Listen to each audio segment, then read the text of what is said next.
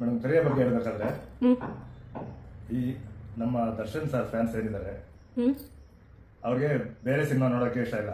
ನಾವು ದರ್ಶನ್ ಸರ್ ಸಿನಿಮಾನೇ ನೋಡ್ಬೇಕು ಅಂತ ತುಂಬಾ ಫ್ಯಾನ್ಸ್ ನನಗೆ ಕಾಲ್ ಮಾಡಿದ್ರು. ನಮ್ಗೆ ಯಾವ್ದಾದ್ರು ಒಂದು ಸಿನಿಮಾ ರಿಲೀಸ್ ಮಾಡಿಸ್ಕೊಡಿ ಅಂತ. ನಾ ಈಗಿರ್ಬೇಕಾದ್ರೆ ನನಗೆ ಕರಿಯ ಮೈಂಡ್ ಬಂದಿದ್ದು.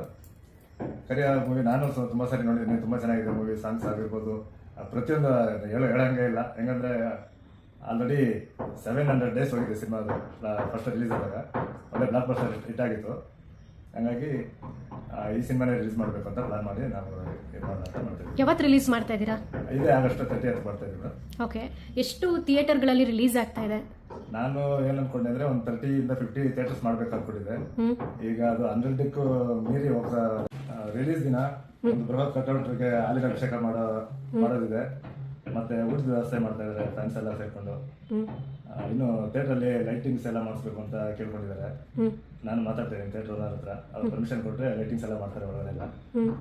ಈ ತರ ತುಂಬಾನೇ ಫ್ಯಾನ್ಸ್ ನಾರ್ಲಿ ರೋಡ್ ಹುಡುಗರು ಈ ಕಡೆ ಎಲ್ಲ ಹುಡುಗರು ನಮ್ಗೆ ಬರೀ ಇಲ್ಲಿ ಮಾತ್ರ ಅಲ್ಲ, ಕರ್ನಾಟಕದ ಮೂಲೆ ಮೂಲೆಯನ್ನ ಕಾಲ್ಸ್ ಬರ್ತಾ ಇದೆ ನನಗೆ. ತುಂಬಾ ಸಾರಿ ಜನ ಡೈಲಿ ಒಂದು 100 to 150 ಕಾಲ್ ಬರ್ತಾ ಇದೆ ನಮಗೆ.